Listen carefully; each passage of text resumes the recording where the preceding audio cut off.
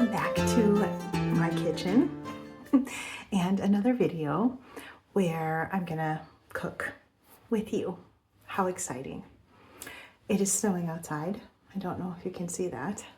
It is snowing outside and I am chilly. So I'm gonna make some chili and cornbread.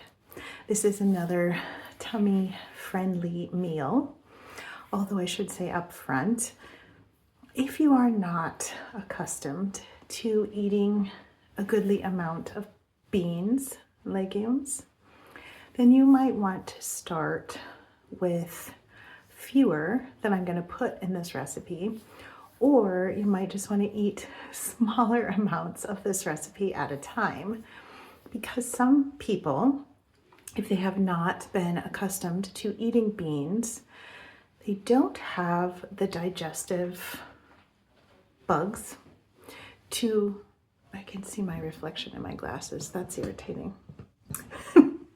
They don't have the digestive bugs to successfully digest beans. However, if you start with small amounts of beans and then increase them slowly over time, the bugs that you need to digest them will multiply, and you will have a plethora of lovely legume digesting bugs. And that is what you want, because beans are the #1 food associated with longevity.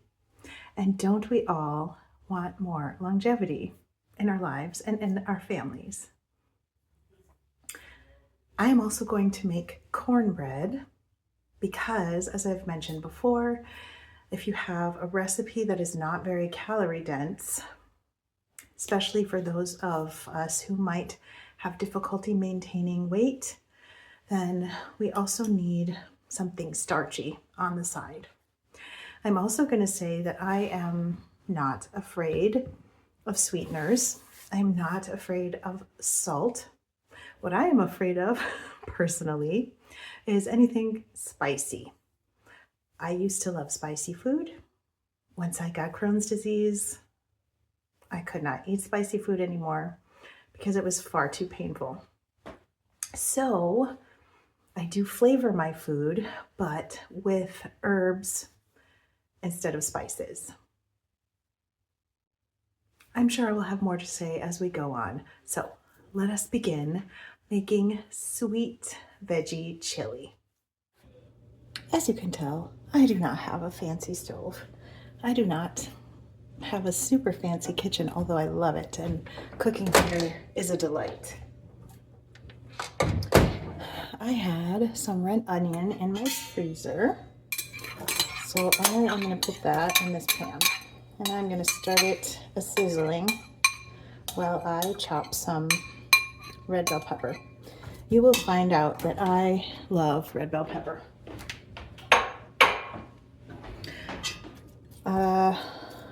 Also, in the description box down below this video, I am going to put a link to the original recipe I used, although I like to print my recipes and the lighting is not perfect here. Oh my goodness, we barely ever get sirens here, but you can see I have made a lot of adaptations. I'm going to turn on another light. There, that's much better. Okay, I'm also going to get some garlic.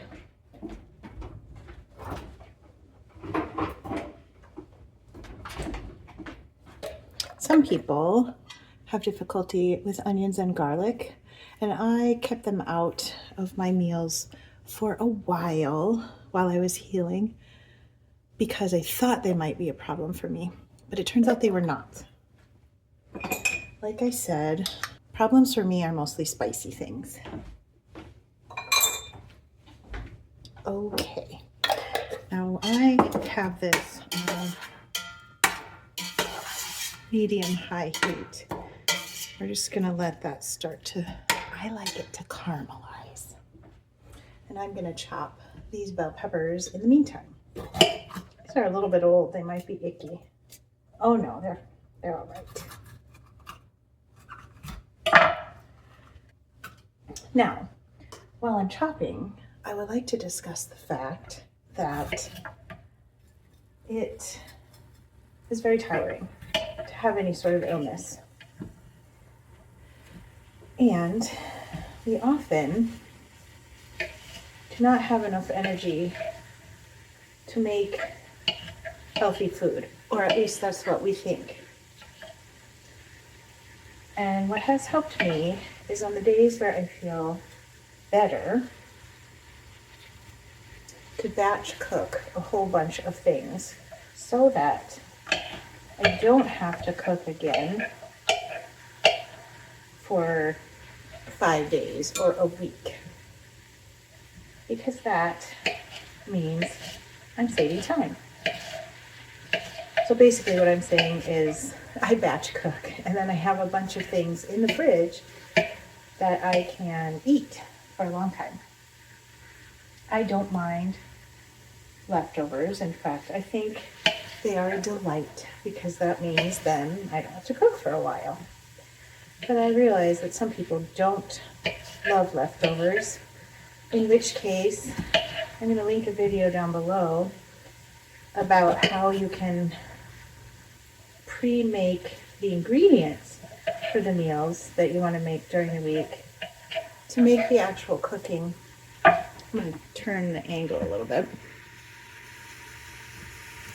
so you can kind of see my face, so that the actual cooking takes a little less long. Okay, you can still see that I am chopping. I am indeed chopping. I also have the ingredients for our cornbread out here on the counter, so that will be exciting. It will be so nice on this snowy, cold evening to have some chili and cornbread. I grew up with a very sweet cornbread. That is not typical, I don't think. But that's what I was craving when I went looking for a recipe to adapt. Was something sweet. So this one has sweet taste rather than spicy, of course, because I don't do spicy. All right, I'll be back when all this is chopped and we're ready for the next step.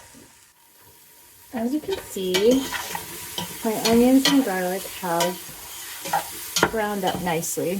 So I'm going to add the mushrooms now and use those to deglaze the pan. I like to use this mushroom mix because it has lots of different mushrooms types in it, and because it's easy. And like I said,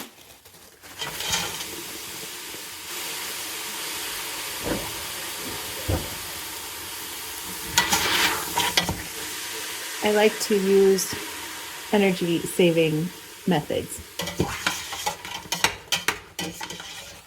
Also, it's very hard to keep mushrooms from going bad if you keep them in your fridge for a while.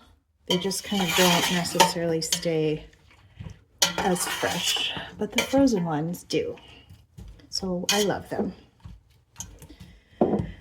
That's the next step.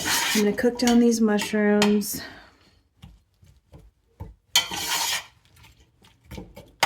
A little bit. Then I'm going to add these peppers, and then I'll be back. Putting in 3 small bell peppers.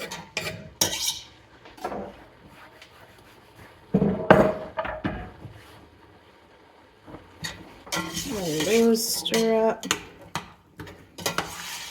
With this one, I'm going to put in the flavorings, the additional flavorings that I'm going to use. I used diced garlic. That was from the refrigerator. I can use paprika, so I'm going to. And I can use Italian seasoning, so I'm going to.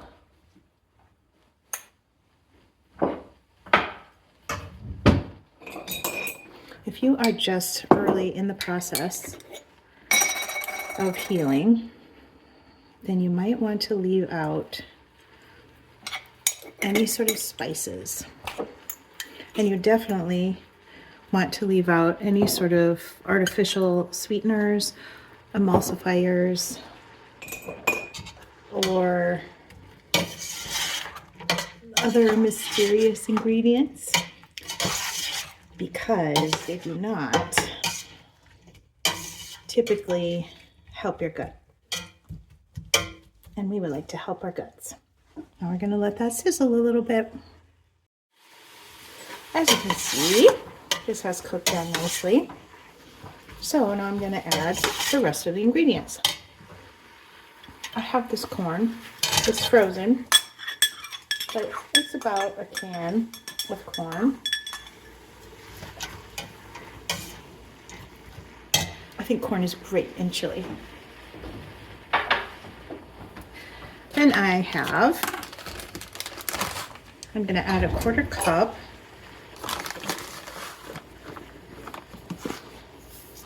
of dried red lentils. If you have difficulty with beans, if you're not there yet, don't add the lentils. Just make sure that you don't add maybe as much liquid, because one of the benefits of lentils is they soak up excess cooking liquid. All right, next, black beans. These are the only ones that my local Target had, so these are what we're using. Need a spoon.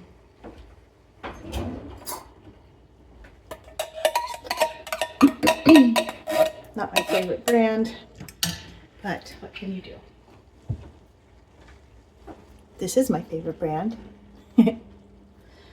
But the closest Whole Foods is about 30 minutes from me. So I try not to go there too often.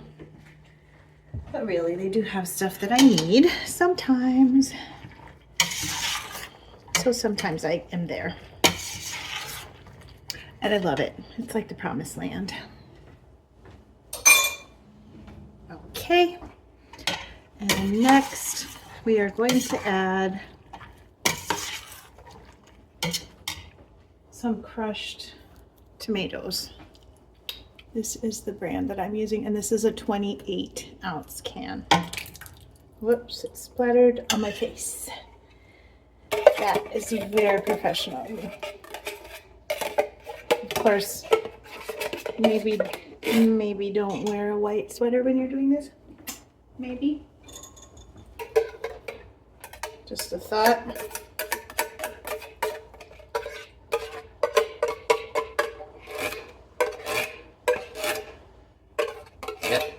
Okay.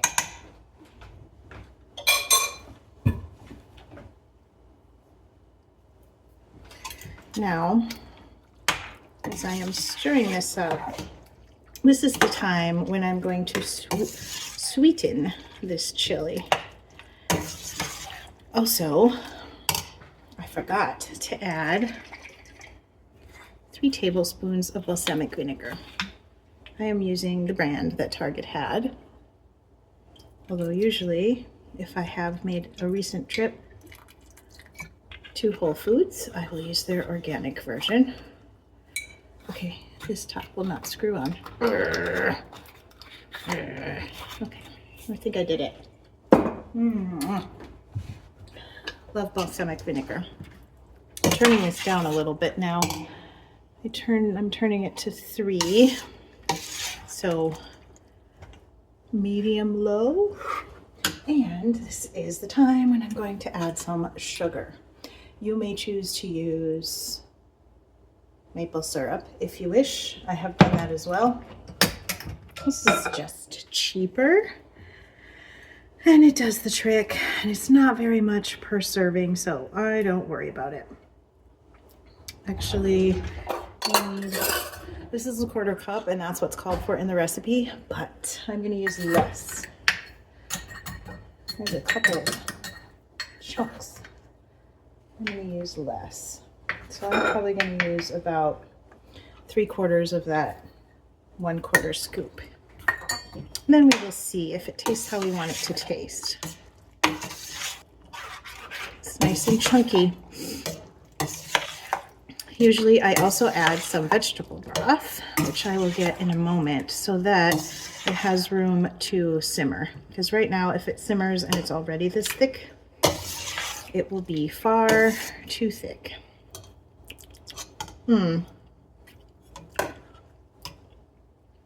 Indeed, that is good. But I think it needs some maple syrup for sort of richness. And it also needs a bit of salt. I forgot salt. Is salt even on the... Salt is not on the list of what to add, but I think salt is important. And by the way, use iodized salt. You need iodine in your life. Okay.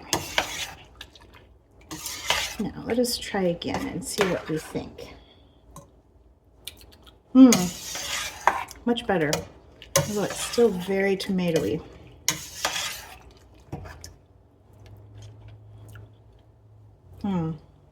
Better.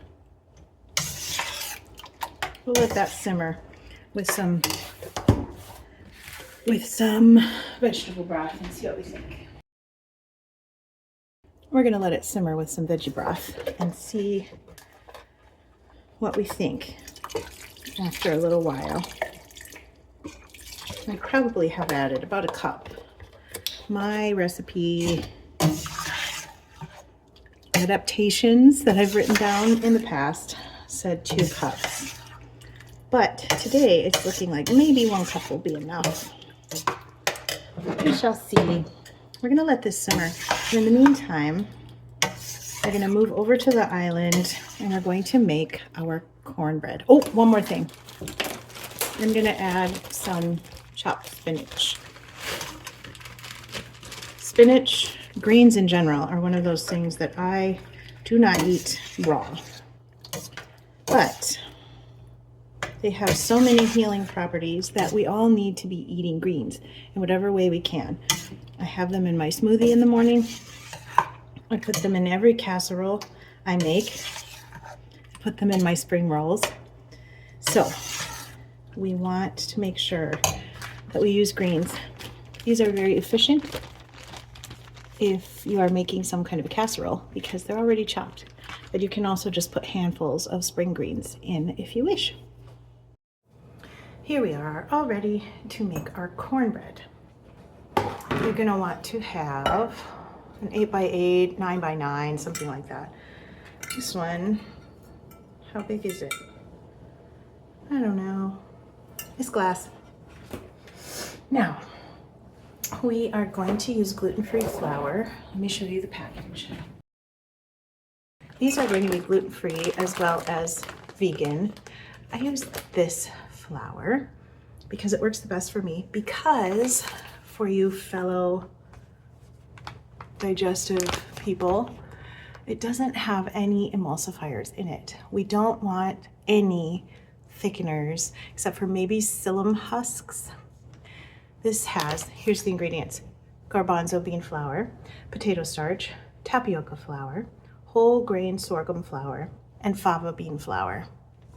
Those are very healthy ingredients. Once again, if you have trouble with beans, perhaps take it a little slow on, chowing down on this flour before you know how it sits with you.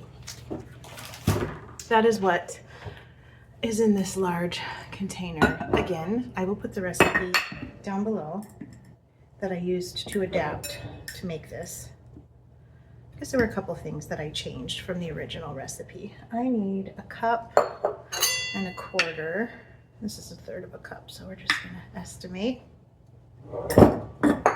of gluten-free flour. And then I'm going to use masa harina, or corn, this is corn flour. You can use cornmeal too if you want it to be a little grittier. We are going to use 1 cup of that. And if we're a little over generous, that's okay. Just a hint on this stuff. This is a little bit fragile when it comes to shelf life. Once I open a package, I keep it in the freezer until I'm going to use it next. Next, we need sugar. Again, sugar's not healthy, but it does not contribute to my digestive issues. So I use it and enjoy it like any human being does. Dumb grit. Push you into pieces. Okay, that was 1/3 of a cup. I need another one of those. 2/3 of a cup. Now I need 1 teaspoon of salt.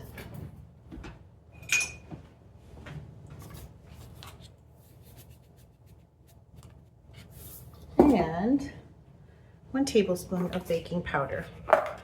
I use this brand because it is sodium free, and usually baking powder has a lot of sodium in it. If you are a baker or a cook, you know that 3 teaspoons equals 1 tablespoon. Well, if you are an American cook or baker, you know that. Otherwise, you think we Americans are crazy. Now I need 1 1/4 cups unsweetened almond milk. This is my favorite. Do be careful about plant milks. Regular milk is a problem because of the inflammation that it causes, and we don't want that. But plant milks can be a problem because of the emulsifiers. This one has only 3 ingredients: water, organic almonds, and sea salt. This is my favorite. Also comes in a really large jar. Although I do hate this thing in here that's hard to get off. Sometimes I use my teeth, even though they're expensive because I had Invisalign and braces as a child. Okay, 1 1/4 cups. 1 1/4 cups. We do a lot of estimating around here and eyeballing.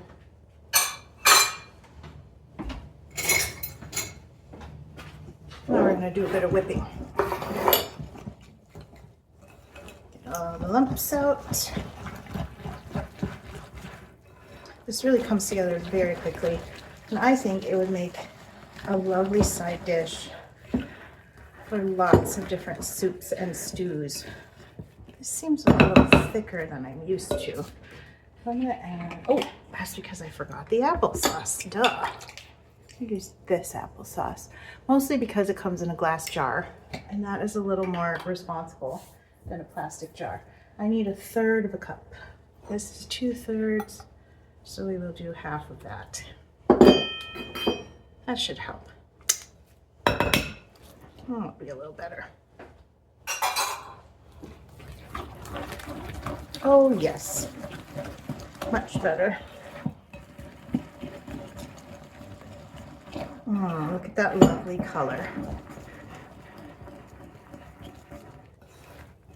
Now I'm going to preheat the oven. I should have done this already, to 400.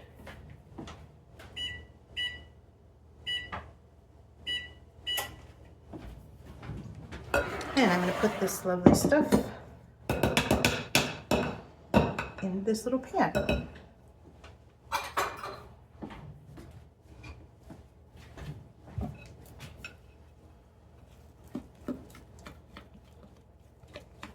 I have tried this with maple syrup instead of sugar, and it was fantastic.